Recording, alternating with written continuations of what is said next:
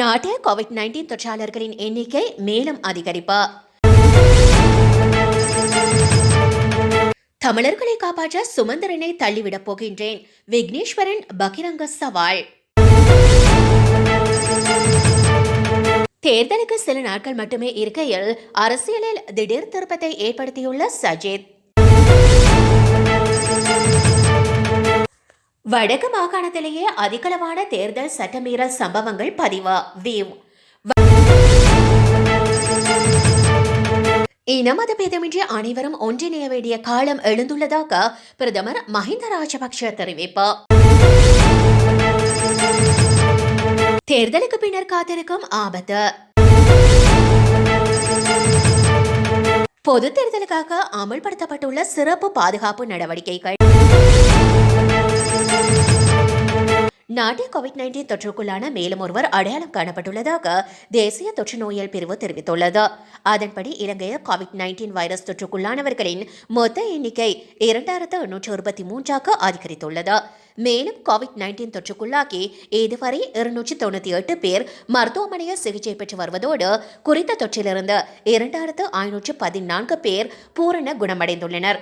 COVID-19 தொற்றுக்குள்ளாகி இலங்கையில் இதுவரை 11 பேர் உயிரிழந்துள்ளனர். தமிழர்களை காப்பாற்ற என் மாணவனான சுமந்திரனை நான் நாடாளுமன்ற அரங்கிலிருந்து தள்ளிவிடப் போகின்றேன் என தமிழ் தேசிய மக்கள் முன்னணியின் தலைவர் சி விக்னேஸ்வரன் பகிரங்க சவால் விடுத்துள்ளார்.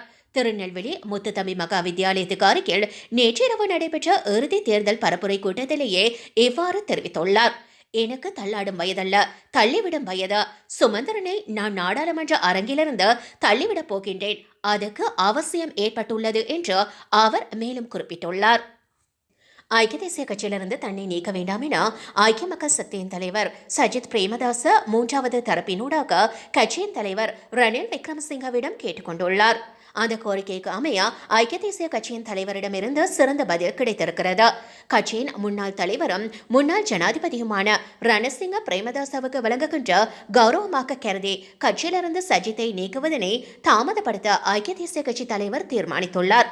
எப்படி இருப்பினும் லக்ஷ்மண் கிரியல்ல, கயந்த கருணாதிலக, ரஞ்சித் மத்தும பண்டார, கபீர் ஹஷீம் தொடர்பில் இன்றைய தினம் இடம்பெறவுள்ள கட்சி செயற்குழு கூட்டத்தில் தீர்மானிக்கப்பட உள்ளதாக குறிப்பிடப்பட்டுள்ளது. சஜித் பிரேமதாச தொடர்பில் இன்றைய தினம் தீர்மானம் எடுக்கப்படவிருந்த நிலையில் அந்த தீர்மானத்தை தாமதப்படுத்துவதற்கு ஐக்கிய தேசிய கட்சி தலைமைத்துவம் தீர்மானித்துள்ளது. கடந்த வாரம் இடம்பெற்ற ஐக்கிய தேசிய கட்சியின் செயற்குழு கூட்டத்தில் ஐக்கிய மக்கள் சக்தியின் கட்சியின் கீழ் பொது தேர்தலில் போட்டியிட்ட ஐக்கிய தேசிய கட்சி உறுப்பினர்கள் 115 பேர் கட்சியிலிருந்து நீக்கப்பட்டுள்ளமை குறிப்பிடத்தக்கது. ரணில் சஜித்துக்கு இடையிலான முறிகள் தீவிரமடைந்த நிலையில் இருவேறு குழுக்களாக பொது தேர்தலில் போட்டியிடுகின்றனர். இந்நிலையில் சஜித் விடுத்துள்ள கோரிக்கையின் பின்னணியில் பலமான அரசியல் தந்திரம் இருப்பதாக அரசியல் அவதானிகள் தெரிவித்துள்ளனர். சமகால பொது தேர்தல் களம் எந்த ஒரு கட்சிக்கு பெரும்பான்மை கிடைக்காத முடிவுகளை கிட்டும் என பல புள்ளி விவரங்கள் தெரிவித்துள்ளன. இந்நிலையில் ரணிலுடன் மீண்டும் இணைந்து செயற்படும் வகையிலேயே சஜித் இந்த கோரிக்கையை விடுத்துள்ளதாக பலர் சுட்டிக்காட்டியுள்ளனர். வடக்கு மாகாணத்திலேயே அதிகளவான தேர்தல் சட்டமீறல் சம்பவங்கள் பதிவாகியுள்ளதாக தேர்தல் கண்காணிப்புக்கான தன்னார்வ முயற்சி தெரிவித்துள்ளது.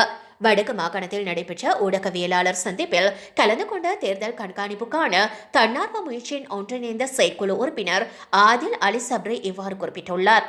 குறித்த ஊடக சந்திப்பில் அவர் மேலும் கூறியுள்ளதாவது, சட்டவிரோத பரப்புரை நடவடிக்கைகள், வாக்காளர்களுக்கு பணம் வழங்குதல், வாக்காளர்களை மத ரீதியான சுற்றுலாக்களை அழைத்து செல்லுதல், கட்சியின் பெயர் இலக்கம் பொறிக்கப்பட்ட பத்திரங்களை விநியோகித்தல், தனிமைப்படுத்தல் சட்ட ஒழுங்குகளை மீறல், சட்டவிரோத வாகன பேரணிகள் போன்ற தேர்தல் சட்ட மீறல்கள் சம்பவங்கள் வடக்கு மாகாணத்திலேயே அதிக அளவு பதிவாகியுள்ளது. மேலும் தேர்தல் தினத்தின் பரப்புரை நடவடிக்கைகளை மேற்கொள்ள புதிய அரசாங்கம் ஒன்றை அமைத்து நாட்டை அபிவிருத்தி செய்யும் நோக்கில் நடவடிக்கை எடுப்பதற்கு இன மத பேதமின்றி அனைவரும் ஒன்றிணைய வேண்டிய காலம் எழுந்துள்ளதாக பிரதமர் மஹிந்த ராஜபக்ஷ தெரிவித்துள்ளார். ஹம்பாந்தோட்டையில் நேற்று மக்கள் சந்திப்புகளில் கலந்து கொண்டு கருத்துரைத்த போதே அவர் இதனை குறிப்பிட்டுள்ளார். நாட்டை கட்டியெழுப்புவதற்கு அர்ப்பணிப்புடன் செயற்படுகின்ற ஜனாதிபதி கோட்டாபய ராஜபக்ஷவுக்கு ஆதரவாக செயற்படுவதற்கான நாடாளுமன்றம் ஒன்றின் அவசியம் தற்போது காணப்படுகிறது. ஜனாதிபதி கோட்டபாய ராஜபக்ஷ நாட்டின் தலைமைத்துவத்தை பொறுப்பேற்ற காரணத்தினால் உலகளாவிய ரீதியில் பாரிய தாக்கத்தை ஏற்படுத்திய கோவிட்-19 தொற்றை வெற்றிகரமாக இல்லாதொழிப்பதற்கு இலங்கைக்கு சாத்தியமாக்கியது. ஐக்கிய தேசிய கட்சி எப்போதும் நாட்டை விற்பனை செய்யும் கொள்கையுடன் செயல்பட்டுள்ளது. கடந்த அரசாங்கத்தை பிரதிநிதித்துவப்படுத்திய சிலரும் இதற்கு ஒத்துழைப்பு வழங்கியமை கவலைக்குரிய விடயமாகும் என்று பிரதமர் மகிந்த ராஜபக்ஷ குறிப்பிட்டுள்ளார். எதிர்வருகின்ற புதன்கிழமை நடைபெறவுள்ள பொதுத் தேர்தலுக்கு பின்னர் நாட்டில் என்ன நடக்கப் போகிறதோ என்பதே பலருக்கு உள்ள கவலை. நாட்டில் அரசியல் பொருளாதார பாதுகாப்பு சூழலை கருத்தில் கொண்டு மாத்திரம் மக்கள் மத்தியில் இந்த கவலை தோன்றவில்லை. சுகாதார நிலைமையும் கூட இந்த கவலைக்கு முக்கியமான காரணம். கோவிட்-19 தொற்று விடயத்தில் அரசாங்கம் வெளிப்படைத்தன்மையுடன் இல்லை என்ற கருத்து எதிர்க்கட்சி அரசியல்வாதிகளைப் போலவே பெரும்பாலான மக்களிடமும் உள்ளது. தொற்று குறித்து அச்சுறுத்தலையும் அது பற்றிய தரவுகளையும் அரசாங்கம் மறைக்கிறது என்று அவர்கள் கருதுகிறார்கள். எனவே பொது தேர்தல் முடிந்தவுடன் ஊரடங்கு சட்டம் அமல்படுத்தப்படும் என்றும் நாடு முடக்கப்படும் என்றும் பெருமளவு மக்கள் உறுதியாக நம்புகின்றார்கள். இதனால் முன்கூட்டியே பொருட்களை வாங்கி வைத்துக் கொள்வதிலும் அவர்கள் ஆர்வம் காட்டி வருகின்றார்கள். தேர்தலுக்கு பின்னர் நாடு மீண்டும் முடக்கப்படும் என்று சாதாரண மக்கள் மத்தியில் உள்ள அச்சத்தை போக்குவதில் அரசாங்கத்தினால் வெற்றி பெற முடியவில்லை. தேர்தலுக்கு பின்னர் விலைவாசி பல மடங்கு அதிகரிக்கும் என்ற அச்சமும் மக்கள் மத்தியில் உள்ளது.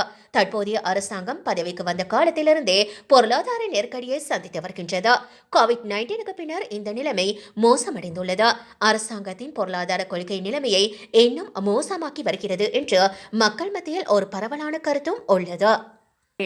நடைபெறவுள்ள பொது தேர்தலை முன்னிட்டு இன்று திங்கட்கிழமை முதல் சிறப்பு பாதுகாப்பு திட்டம் அமலில் இருக்கும் என்று போலீஸ் ஊடக பேச்சாளரும் சிரேஷ்ட போலீஸ் அத்தியட்சருமான ஜாலிய சேனாரத்ன தெரிவித்துள்ளார். பொது தேர்தலினை முன்னிட்டு முன்னெடுக்கப்பட உள்ள பாதுகாப்பு நடவடிக்கைகள் தொடர்பாக கருத்து தெரிவிக்கும் போதே அவர் இவ்வாறு குறிப்பிட்டுள்ளார். இந்த விடயம் தொடர்பாக ஜாலிய சேனாரத்ன மேலும் கூறியுள்ளதாவது, வாக்குப்பெட்டிகளை வாக்களிப்பு நிலையங்களுக்கு கொண்டு செல்லும் போது கூடுதல் பாதுகாப்பு வழங்க நடவடிக்கை எடுக்கப்பட்டுள்ளது. மேலும் தேர்தல் கடமைகள் முடியும் வரை ஒரு குறிப்பிட்ட எண்ணிக்கையிலான சோதனை சாவடிகள் நாடு முழுவதும் இருக்கும் என்று அவர் குறிப்பிட்டுள்ளார். இதேவேளை 2020 பொது தேர்தலுக்கான பிரச்சார நடவடிக்கைகளை மேற்கொள்வதற்கு இன்று முதல் தடை விதிக்கப்பட்டுள்ளது. கோவிட்-19 பரவலுக்கு மத்தியிலும் ஆகஸ்ட் மாதம் 5ஆம் தேதி பொது தேர்தல் நடத்தப்படும் என ஜூன் மாதம் 10ஆம் தேதி தேர்தல் ஆணைக்குழுவின் தலைவர் மகிந்த தேசப்பிரியா அறிவித்தார்.